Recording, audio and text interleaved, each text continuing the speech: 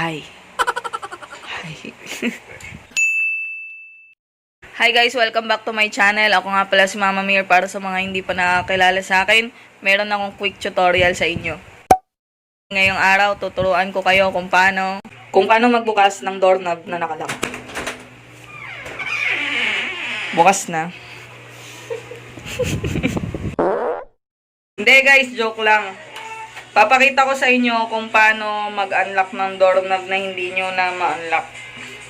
Minsan ba naranasan nyo na to? Nakalock naman dito. Pero kapag ginanyan nyo, hindi lumalabas yung lock, hindi siya nag-unlock. Tapos, yung kabila, kahit anong gawin mo, wala.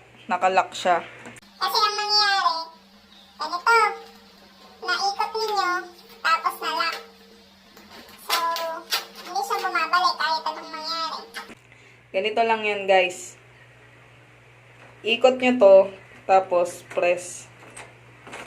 Okay na. So, that is it.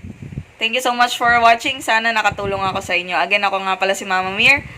Don't forget to hit like and subscribe. Click nyo na rin yung notification bell para maging updated kayo sa mga bago kong uploads. Bye!